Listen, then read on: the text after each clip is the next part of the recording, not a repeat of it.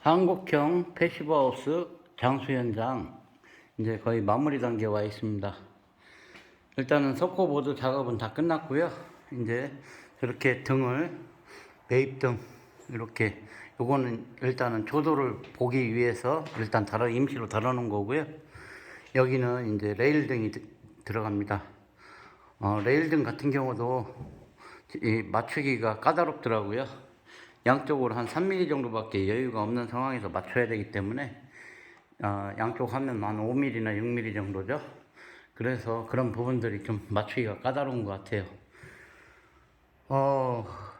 뭐 요즘 아파트 같은데 뭐 서울 같은 데는 그 인테리어 비용만, 내부 인테리어 비용만 평당 300이라고 하던데 뭐 인테리어가 뭐 따로 제가 볼 때 있는 거라기보다는 지금까지는 다 제가 해드린 거예요. 제가 경우에 따라 목수도 해드리면서 경우에 따라 전기 작업 일부도 해드렸고 경우에 따라 용접사도 되고 뭐 경량 뭐 석고도 치고 이렇게 해서 현장이 거의 마무리가 됐습니다. 앞쪽으로는 커튼 박스가 있는 거고요. 일단 이 현장은 도배를 하기로 얘기가 되었습니다. 일단 페인트 마감을 하면 더 좋겠지만 뭐 여러 가지 이유나 뭐 여러 가지 건축주가 원하는 대로 저는 해드려야 되기 때문에 일단은 도배로 진행이 됐고요. 저런 느그랑 스위치 여기가 8989예요. 이런 박스 구하는 게 어렵고 비싸더라고요. 그래서 일단은 이 박스는 제가 짰습니다. 그 스위치를 갖다가 놓고, 그리고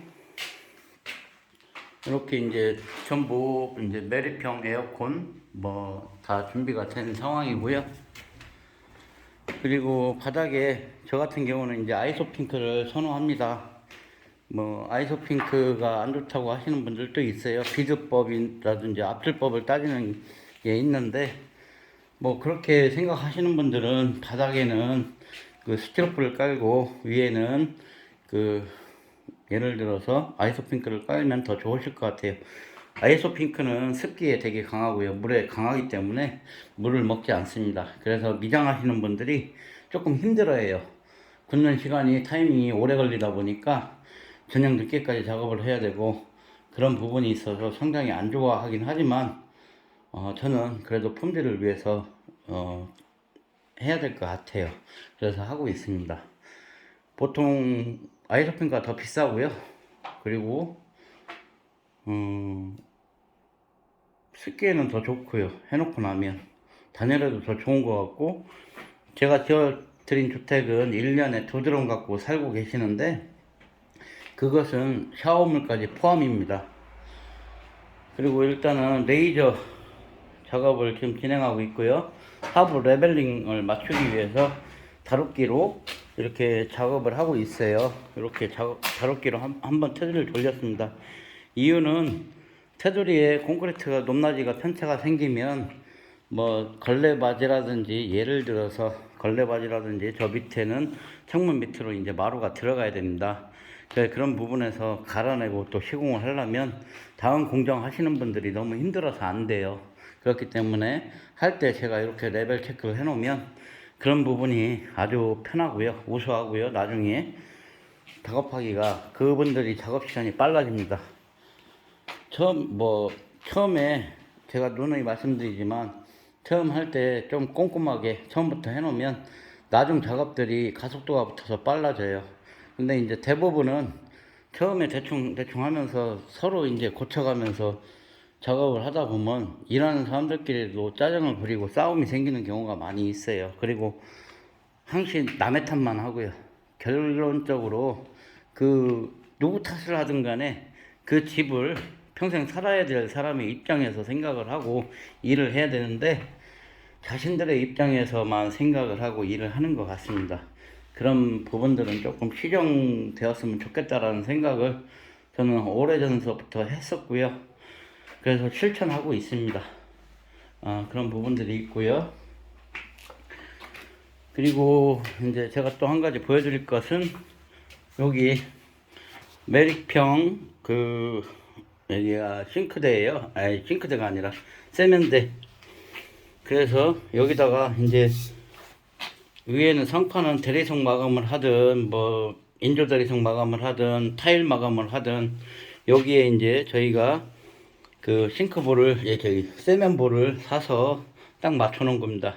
이런 것도 상황에 따라서 다 틀리기 때문에 설계 도면만 갖고 할 수 없는 일들이에요. 이거는 상황에 다 맞춰야 되는 일들이고요.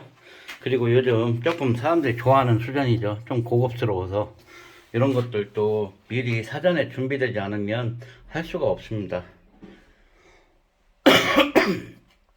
그리고 이거 같은 경우는 이제 에어벤트입니다. 에어벤트. 하수구의 에어벤트. 그리고 이제 수도 작업도 대략 끝났고요. 이제 방통 준비해서 방통 칠 예정입니다. 그리고 주방은 요즘 스타일이 보니까 여기서 타일 마감을 한 요 정도까지 거의 창문틀을 없애버리고 타일로 해서 감아서 졸리것으로 해서 딱 마감을 짓는 스타일이 유행하는 것 같아요.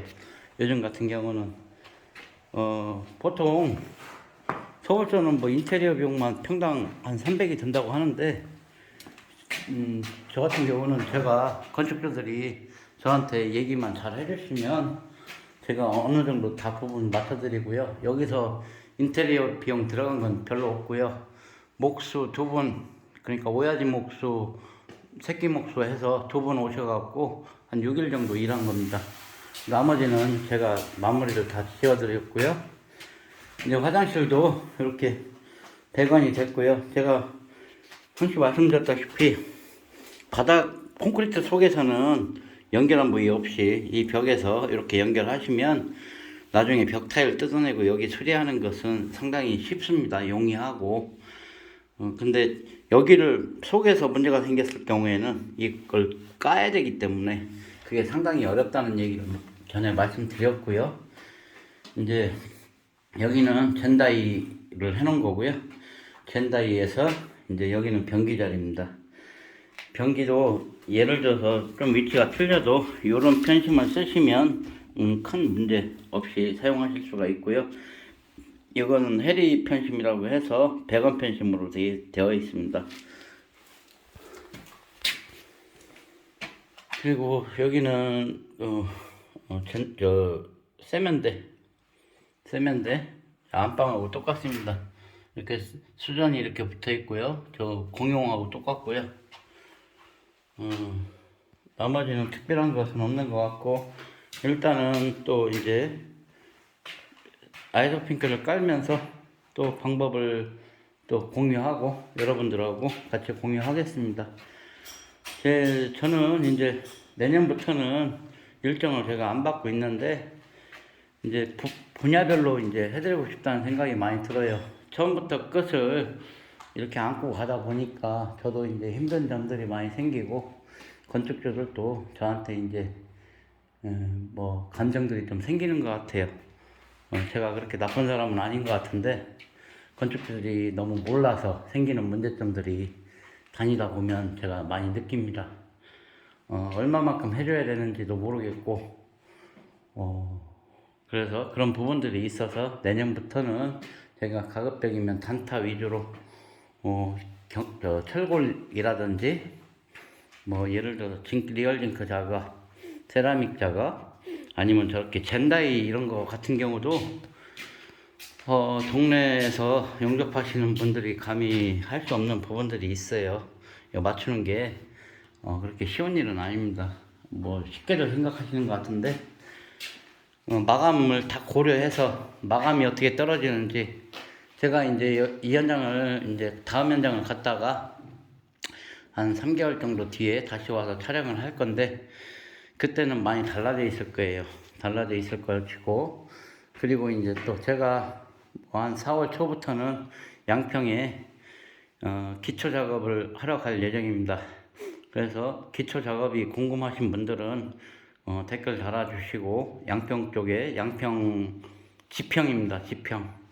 그러니까 그쪽 오셔서 한번 쭉 보시면 그렇게 어려운 일은 아니에요. 이게 그렇게 머리만 조금 쓰면 되게 쉬운 일들인데 이제 직접 짓고자 하시는 분들은 그런 과정을 필수로 한 번씩은 보셔야 돼요. 눈으로 보지 않고서는 하다가는 미스가 생기게 되면 많은 대가를 지불하게 됩니다.